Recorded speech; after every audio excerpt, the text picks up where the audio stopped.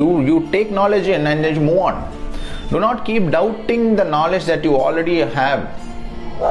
Don't keep continuously thinking that is this knowledge right? Is what I am doing right? So today I saw a podcast on Batuk Bhairava, tomorrow I saw a podcast on Kaal Bhairava. Now I think whether is Batuk Bhairava the right deity for me, or should I actually go to Kaal Bhairava? No. Take the knowledge in. Om Bhairavaya Namah does not attach to any specific form. If the form that you visualize here is the form. If that form is also not right for you, he still knows.